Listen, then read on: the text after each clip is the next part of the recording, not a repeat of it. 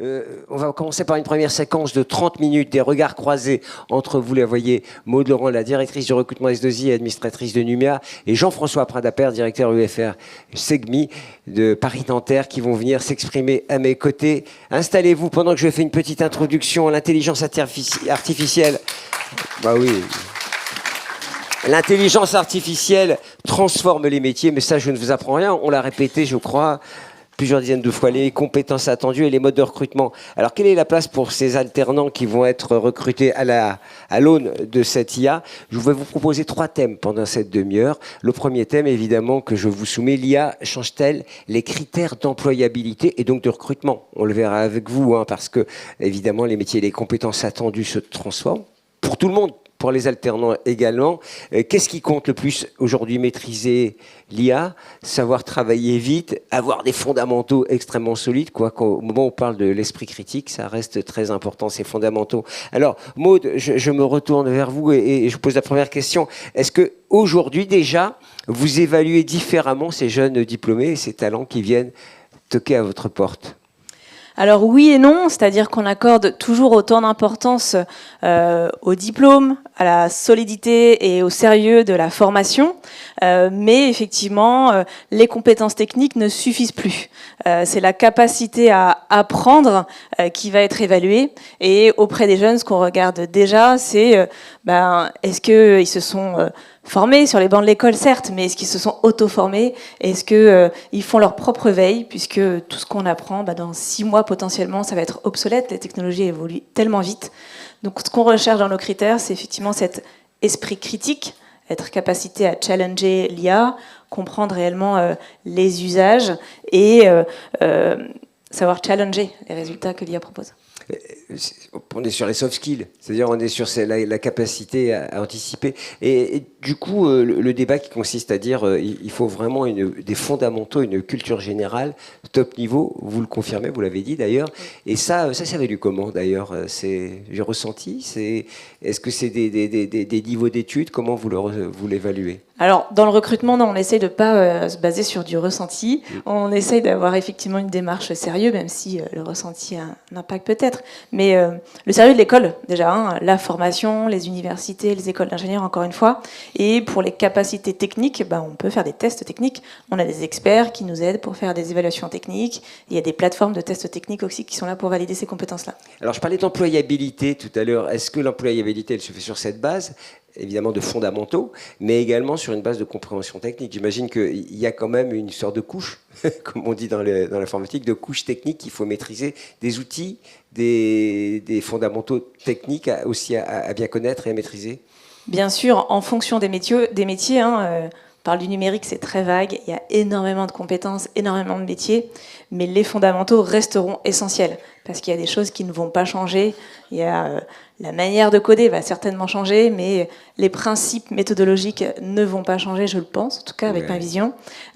Donc voilà, je pense que cette base-là, cette couche-là, c'est ce que les formations enseignent et continueront à enseigner. Mais maintenant, il faut aller au-delà et effectivement... voilà, c'est se projeter, hein, c'est ce que on comprend quand on vous entend. Jean-François, je me retourne vers vous. L'universitaire, hein, oui, qui peut d'ailleurs répondre à ce qu'a dit Maud, mais une petite question, comme ça vous faites une pierre deux coups. Est-ce que comment l'idée de former les étudiants en IA, comment les former en réalité sans les rendre dépendants de cet outil? Parce qu'au fond, c'est ça l'enjeu, c'est qu'on parle d'esprit critique, de fondamentaux, ça doit passer sans l'IA également. Oui, alors donc c'est un vrai challenge, effectivement, ça transforme complètement le métier d'enseignant, peut-être pas, et même enseignant-chercheur, puisque ça modifie aussi la façon dont la recherche est menée, avec des outils qui permettent, par exemple, de faire des bibliographies. Enfin, il y a vraiment des avancées importantes, à la fois dans l'enseignement et la recherche.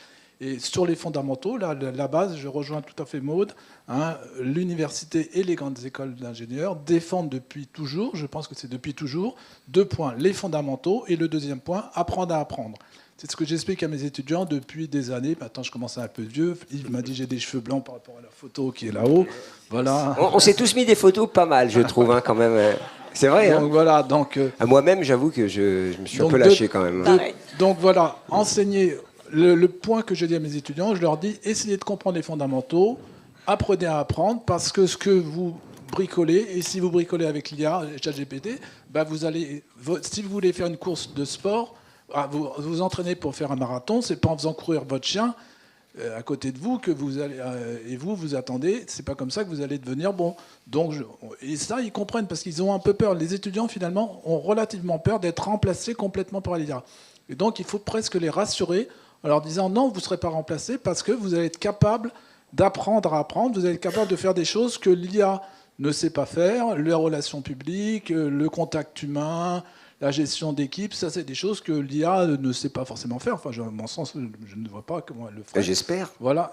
Et donc tous ces aspects humains, finalement, l'IA transforme les métiers, mais rapproche l'humain de l'humain. C'est-à-dire que les équipes vont être plus soudées et le rôle des apprentis. Et c'est là que, alors la question n'a pas été posée, mais la relation entre université et apprentissage. Il y a aussi le côté un peu académique, des fois, des fondamentaux que l'on met en œuvre à travers de projets collaboratifs au sein des universités. Mais il y a surtout la capacité de confronter un jeune à un métier et se dire, voilà, les compétences que j'ai acquises, en particulier en connaissance de l'IA, machine learning, deep learning, tout ça, ils ont travaillé dessus, ils ont compris comment ça marche, ils l'ont utilisé, ils peuvent le mettre en œuvre dans le cadre de l'apprentissage. J'étais un peu en retard tout à l'heure parce que justement, j'étais à la soutenance d'un étudiant qui est chez Orano. Orano, vous savez, qui va chercher de l'uranium en Afghanistan, à travers le monde, ex-Areva. Et bien justement, ils ont des problèmes de nettoyage de puits, enfin voilà, des trucs un peu techniques, les injecteurs, les récupérateurs d'uranium. Et donc lui, justement, il a pu apporter à ces équipes d'Orano, qui sont uniquement pour l'instant des statisticiens, des outils d'intelligence artificielle, du machine learning, Random Forest ou autre, voilà, et qui ont montré que c'était intéressant et que ça permettait d'améliorer la rentabilité, parce que ça coûte très cher d'entretenir ces puits. Et donc il a apporté, il vient de soutenir, et son maître d'apprentissage est très content pour la société, parce que c'est une vraie avancée pour la société, en termes économiques et en termes de savoir-faire, en termes de moins gâcher en plus des nettoyages qui sont enfin, on injecte des produits pas terribles dans le sol, on va dire. Voilà. Et donc, si on le fait au bon moment, c'est mieux que le faire au bon moment. Ça coûte cher et ça pollue beaucoup. Donc voilà. Donc là, optimiser ces choses-là, ça peut se faire avec des outils statistiques classiques qu'on enseigne depuis plusieurs centaines d'années, peut-être, voilà, bien qu'ils aient amélioré. Mais les outils d'intelligence artificielle permettent d'aller un cran au-dessus. Et ça, l'université, je pense, peut l'apporter en partenariat avec les entreprises. Oui, alors je reboucle avec ce qu'on a vu. ChatGPT, c'est novembre 2023 ou 2022. Enfin, on hallucine un peu. Là. Alors, tous ceux qui sont dans l'intelligence artificielle nous regardent en disant « ça fait 20 ans que je suis sur ce sujet ». Alors nous, pauvres citoyens lambda, on découvre un peu avec ChatGPT. Pour autant, il faut pas... il y avait de la crainte d'utiliser...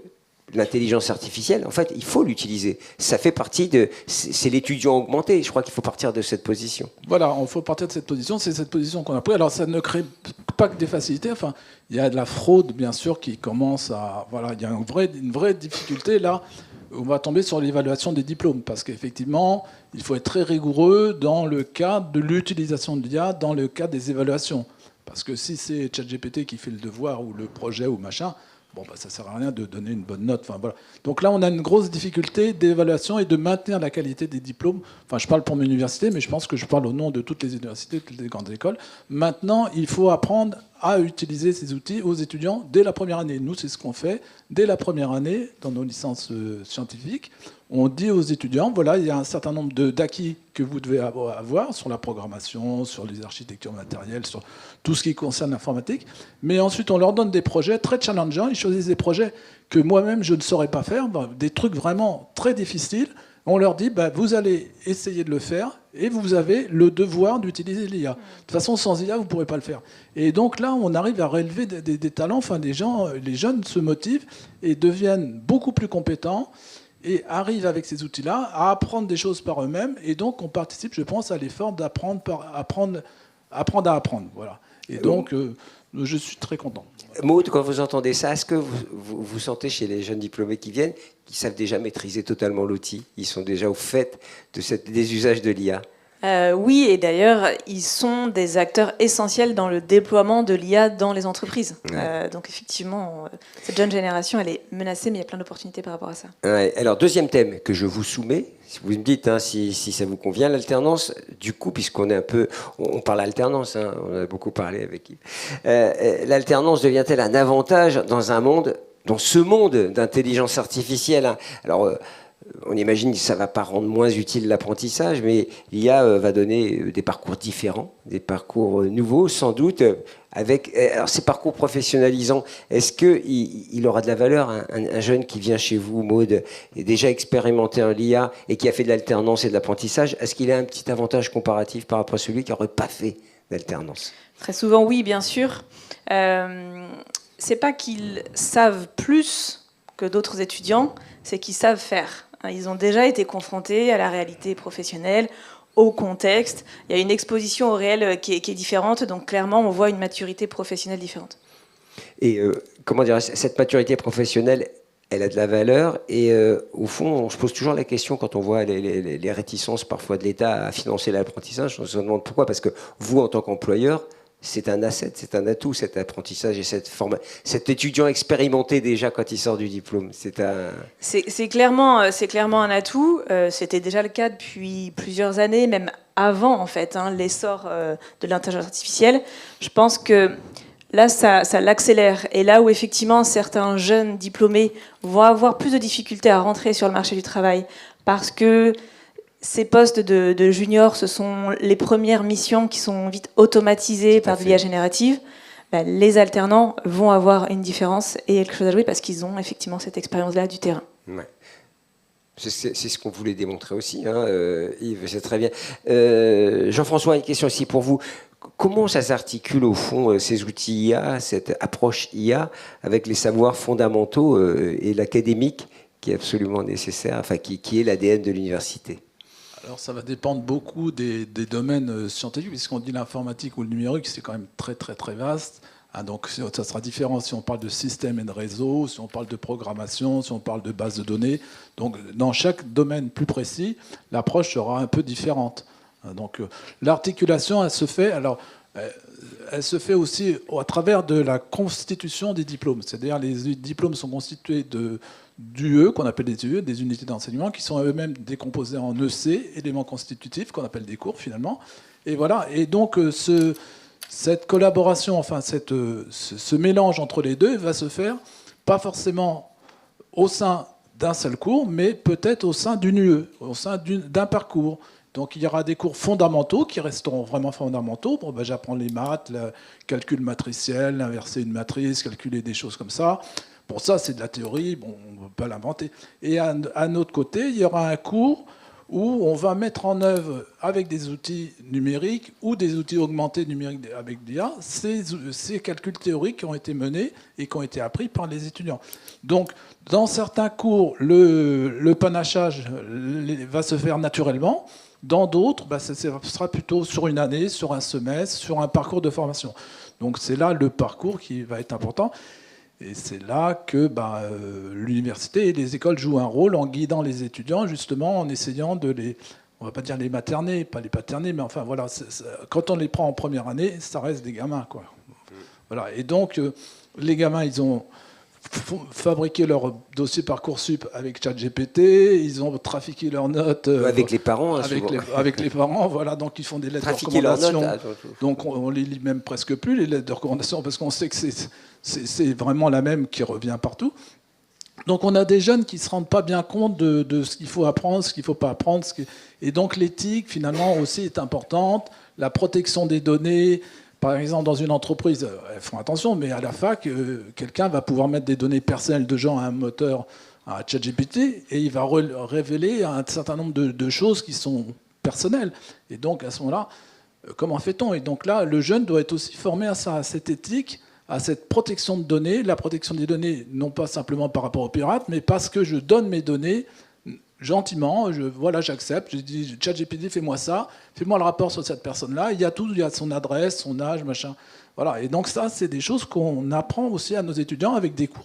Là encore, ce sont des cours spécialisés, vous voyez, donc c'est pas dans les mêmes modules, mais il y a un certain nombre de modules qui vont mettre l'accent sur l'éthique, sur le droit, le RGPD, voilà. Et donc c'est cet ensemble-là qui va former des étudiants qui vont être appréciés, j'espère, par les entreprises et qui vont se dire, ils ont les fondamentaux. Et comme ils ont été apprentis, ils ont en même temps ces compétences de mise en œuvre dans des cas concrets Comme ils ont été apprentis, ils ont été aussi en équipe, ils ont travaillé en équipe, ils ne sont pas restés dans leur petit coin en tant qu'étudiants.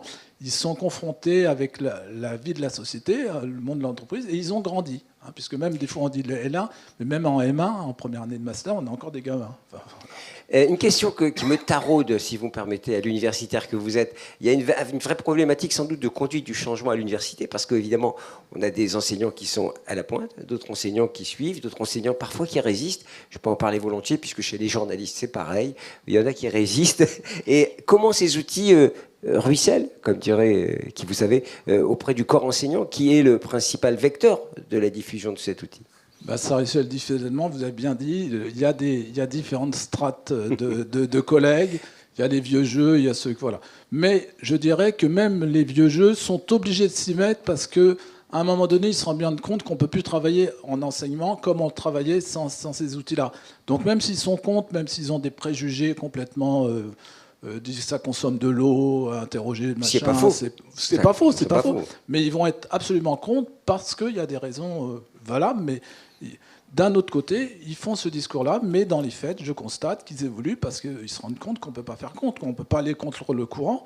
Alors, la petite difficulté, c'est aussi quand même que les universités, alors je ne vais pas faire de la politique, mais sont vraiment sous-dotées en fonctionnement. C'est-à-dire que, heureusement, les CFA partenaires nous apportent de l'aide pour maintenir une qualité de formation, puisque l'État, hélas, je dois le dire, l'État ne soutient plus son modèle d'enseignement supérieur, que ce soit les grandes écoles, que ce soit les universités. Toutes les universités sont en déficit, et l'État ne joue pas son rôle. Et justement, là où il faudra investir dans la jeunesse, c'est justement ces outils-là. Et d'ailleurs, même on voit aussi que... En France, on n'investit pas tellement dans les sociétés. Il n'y a qu'une société qui marche bien, c'est Mistral, si je ne me trompe pas.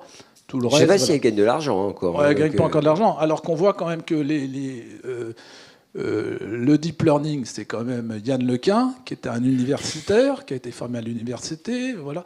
Les grands patrons de... Mistral, c'est un polytechnicien. C'est un des... Voilà, c'est que des... Il y a 2 polytechniciens et un normalien. Voilà. Donc c'est des carrières un peu... Voilà, c'est pas mal. Voilà.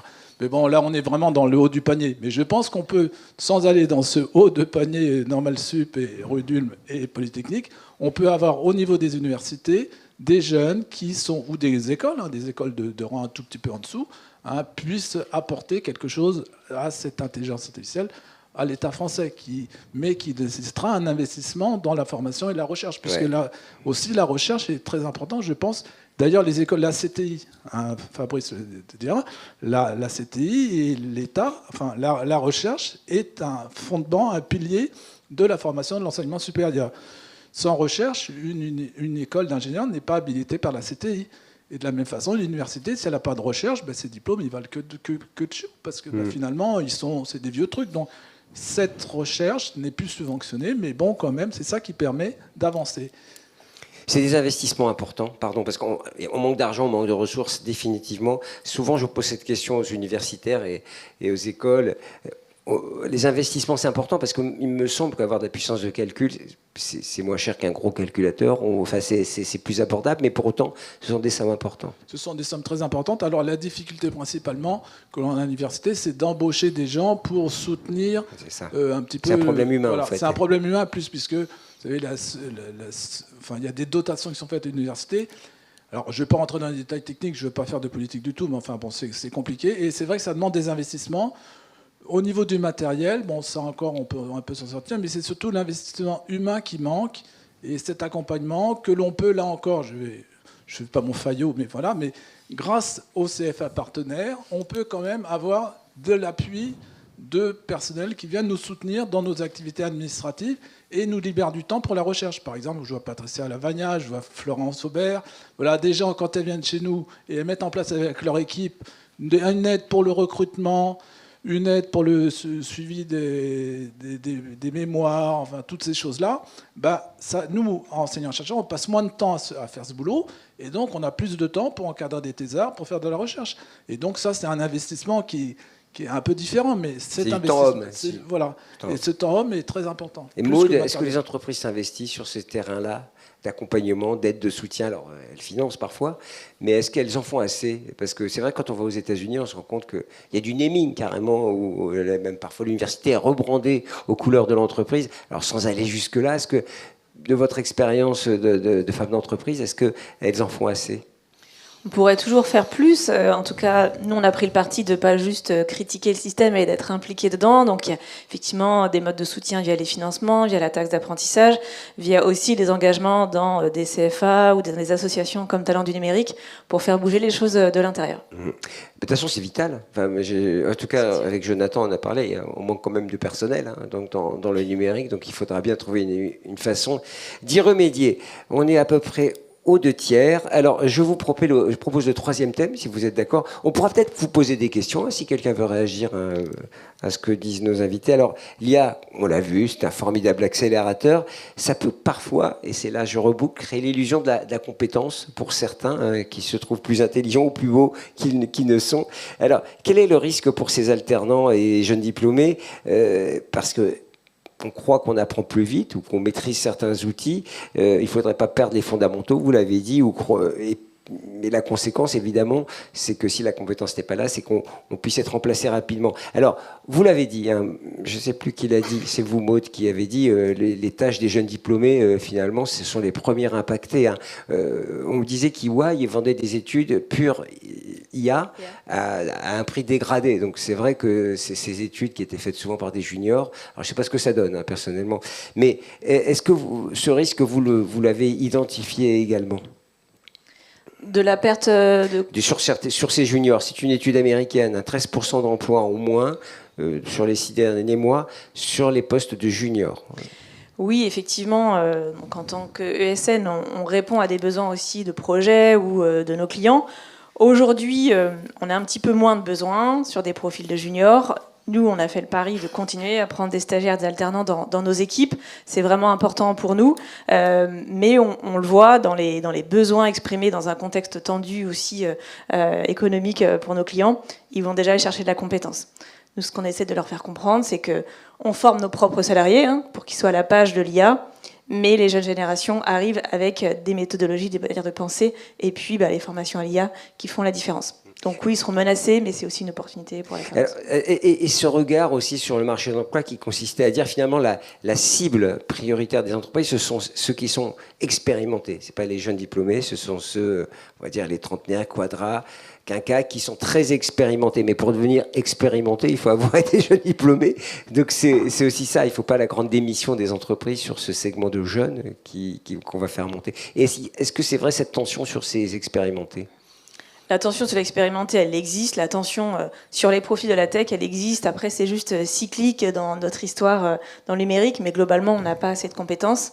Là, il y a une tension effectivement plus sur les profils experts, mais sur les juniors, voilà, on continue. On continue à les embarquer au maximum qu'on peut. Et encore une fois, dans une équipe projet, il faut de tout. Des profils plus expérimentés, des juniors, on a dit des profils réseau, des profils archi, des profils dev. Donc voilà, on essaie d'avoir la globalité des profils aussi au niveau expérience.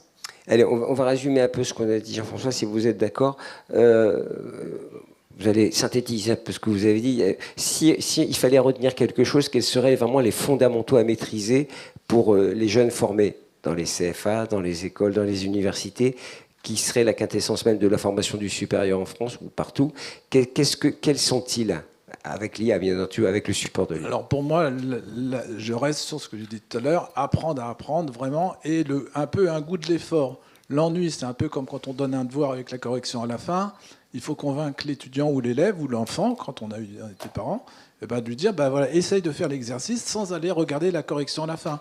Et ça, c'est un effort qu'il faut apprendre aux jeunes, parce qu'eux, ils n'ont pas la correction à la fin, ils ont la correction en ligne, quoi. Donc c'est aussi simple, ils prennent une photo, ils ont la correction. C'est fou. Voilà. Et donc là, ma crainte un peu de vieux croutons, peut-être, on va me dire, c'est de perdre ce goût d'effort, perdre ce goût de se challenger, de dire, est-ce que je vais y arriver par moi-même ? Voilà, j'ai un petit problème mathématique, est-ce que je vais pouvoir le résoudre par moi-même ? Et là, je crains que si on n'y prête pas garde, toute cette jeunesse, une partie de ces jeunes ne comprennent pas ça, ne sont pas appuyés, et vont perdre cette capacité d'effort et perdre le goût, l'intérêt. Parce que quand même, faut se souvenir, vous avez été jeune comme moi, quand on résout un problème de maths, moi j'aimais bien les maths, j'en faisais beaucoup, j'adorais ça, et quand il y avait un problème qui était un peu difficile et qu'on arrivait à trouver comment démontrer le théorème ou comment on arrivait en géométrie à montrer que le machin, on était super contents, c'était vraiment un plaisir, franchement, alors que là, le jeune qui n'a pas ce plaisir-là, j'ai peur que ça gâche un peu son... Je ne veux pas dire qu'il va être plus bête, mais il va fonctionner différemment. Alors, je ne suis pas psychologue, psychiatre, je ne sais pas comment. Mais là, ma crainte, elle est là. C'est, maintenir le goût d'apprendre, le fait que j'ai envie de me confronter à des difficultés, à me challenger et à le faire par moi-même. Et si vraiment j'y arrive pas, là, je demande de l'aide. Et puis après, quand je sais faire ça, quand je suis en entreprise et quand je suis professionnel, je sais me challenger. Et quand ça va pas, je demande, voilà. Mais je travaille plus vite et mieux. Mais mon cerveau, il est resté flexible, agile. Le livre Laurent Alexandre et Olivier Babot, là, qui dit que l'IA va tous nous effacer, le job apocalypse, bon bref. Il dit plus que ce qu'il n'écrit en réalité. Mais il dit à un moment, ce ne sera pas un monde pour les fainéants. C'est-à-dire que c'est exactement ce que vous dites en réalité. Il faudra savoir aller se dépasser. Comment vous évaluez ces non-fainéants? Parce que c'est aussi ça. Nous, ce qu'on juge, c'est leur curiosité. Donc, ce qui est essentiel pour moi, si je vais répondre à votre première question, c'est la curiosité technique pour continuer effectivement à apprendre, etc.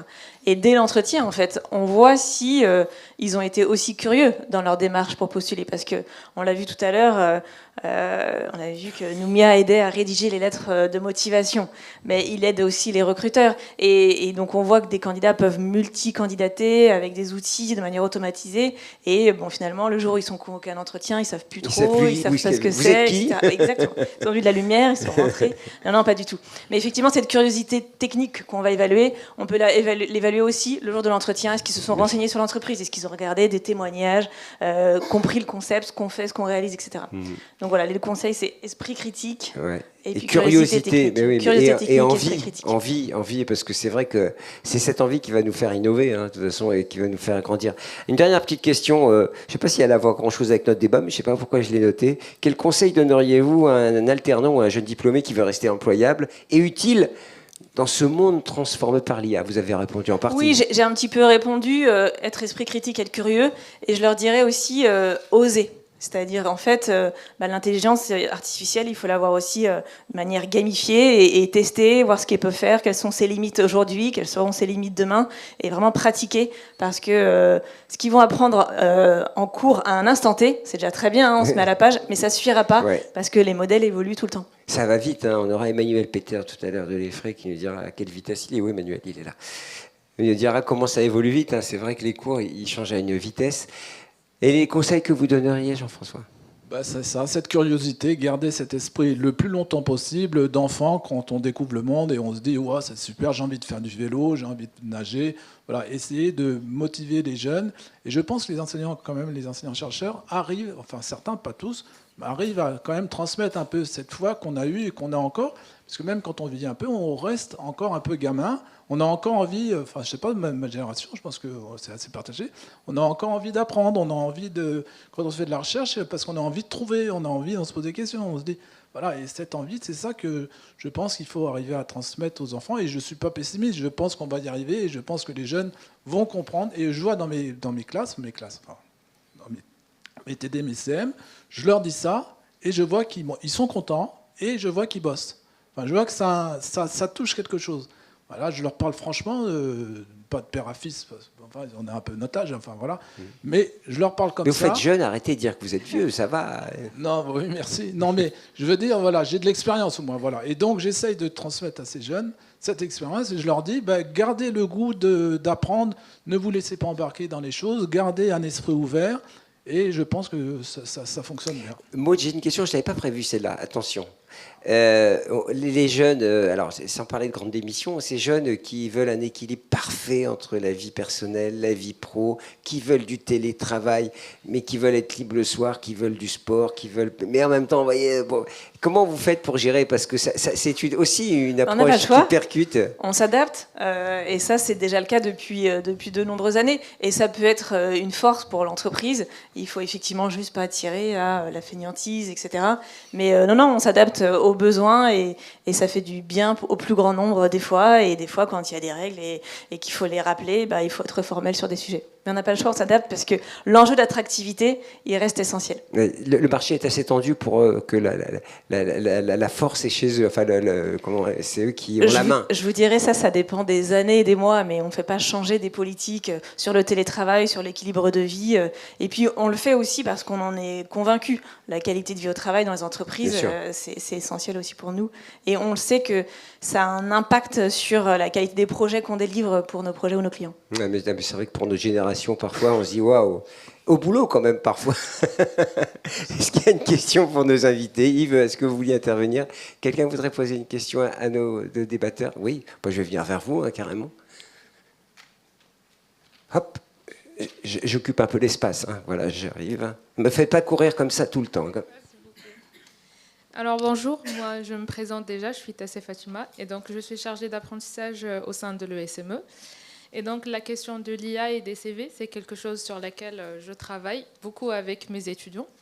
Ma question c'est qu'aujourd'hui, je peux vous assurer que je reçois beaucoup de CV qui se ressemblent, tous oui. À peu près, parce qu'ils passent tous par l'IA.